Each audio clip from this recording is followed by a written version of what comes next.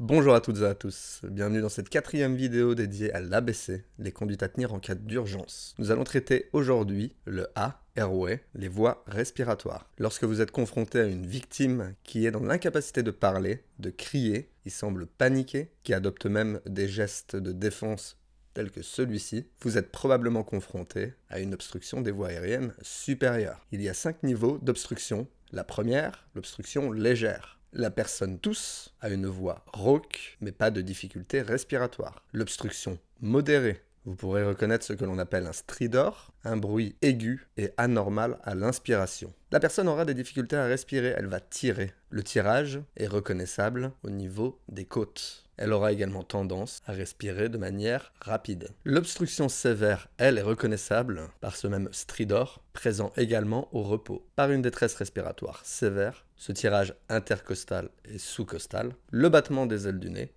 ce que l'on appelle un entonnoir xiphoïdien. Il s'agit d'un creux au niveau du sternum et une tachypnée sévère. La tachypnée, c'est une accélération de la fréquence respiratoire. Nous avons ensuite l'obstruction complète imminente. Il s'agit d'une détresse respiratoire avec cyanose. La cyanose, c'est le bleuissement des extrémités, la bouche, les oreilles, la peau. La personne est en situation d'agitation, son rythme cardiaque accélère, c'est ce qu'on appelle la tachycardie. Un autre signe de gravité est le temps de recoloration capillaire, supérieur à 3 secondes. Pour l'évaluer, il vous suffit d'appuyer sur la peau, de relâcher la pression et de compter le temps de recoloration de la zone que vous avez touchée. En ce qui nous concerne, la meilleure façon de calculer le temps de recoloration cutanée, c'est de venir pincer avec le pouce et l'index, le pouce, l'index ou l'annulaire de la victime. Exercez une pression de 5 secondes,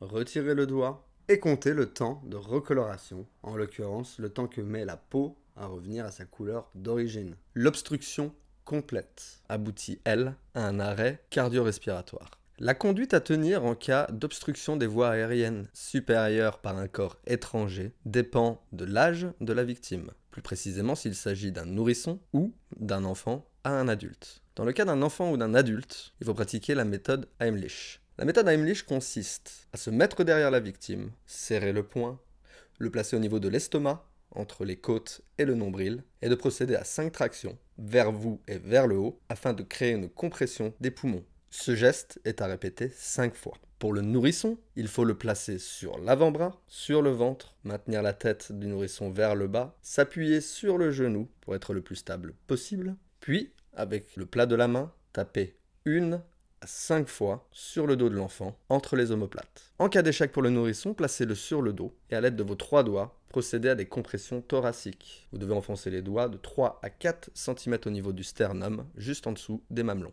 Recommencez jusqu'à l'expulsion du corps étranger. Cette expulsion est reconnaissable, la personne va tousser, parler et bien souvent pleurer. Cette réanimation cardio-respiratoire est également indiquée chez l'adulte en cas de perte de connaissance. Dans tous les cas, en cas d'obstruction sévère à modérée, contactez le 112. Il vous enverra une équipe médicale ou bien les pompiers. Je tiens à préciser que ces vidéos sont destinées aux primo-intervenants. Il n'est pas là question de professionnels de santé, mais de témoins souhaitant agir sur un lieu d'accident ou de malaise. Bonne journée à toutes et à tous, be safe et à bientôt sur la chaîne des conseils du tisanier.